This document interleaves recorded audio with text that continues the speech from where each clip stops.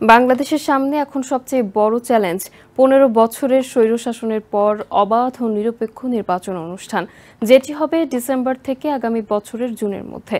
ইটালির সংবাদ মাধ্যম RAI নিউজকে দেয়া একান্ত সাক্ষাৎকারে এসব কথা জানিয়েছেন অন্তর্বর্তী সরকারের প্রধান উপদেষ্টা ডক্টর মোহাম্মদ ইউনূস। তিনি বলেন, শেখ হাসিনা সরকারের ফেলে যাওয়া ভঙ্গুর অর্থনৈতিক অবস্থা থেকে ঘুরে দাঁড়িয়েছে বাংলাদেশ।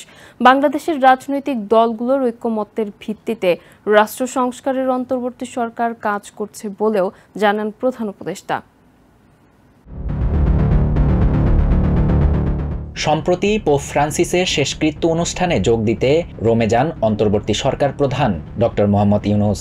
নানা আনুষ্ঠানিকতার ফাঁকে ইটালির সংবাদ মাধ্যম RAI নিউজকে একান্ত সাক্ষাৎকার দেন প্রধান উপদেষ্টা। সাক্ষাৎকারে ডক্টর ইউনূস বলেন, গত বছর ছাত্র আন্দোলনে হাসিনা সরকার পতনের পর অন্তর্বর্তী সরকারের প্রধান কাজ ছিল সমাজ অর্থনীতিকে আবার স্থিতিশীল করা। কেননা তখন সকল ব্যাংকিং ও প্রাতিষ্ঠানিক ব্যবস্থা ভেঙে পড়েছিল।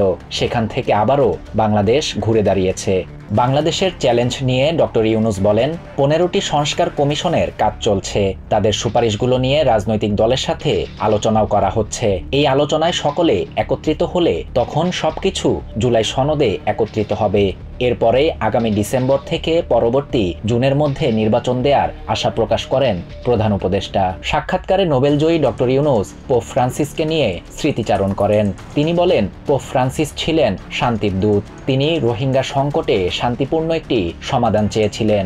সেই সাথে শূন্য কার্বন নিঃসরণ ও শূন্য দারিদ্র্য সহ নিজের 3-0 থিওরি ভবিষ্যৎ বিশ্বের জন্য কেন জরুরি তা তুলে ধরেন doctor Mohammad Yunus.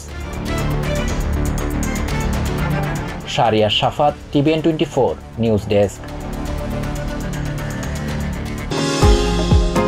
New York থেকে সম্প্রচারিত TVN 24 টেলিভিশন বিশ্বজুড়ে বাঙালির কণ্ঠস্বর।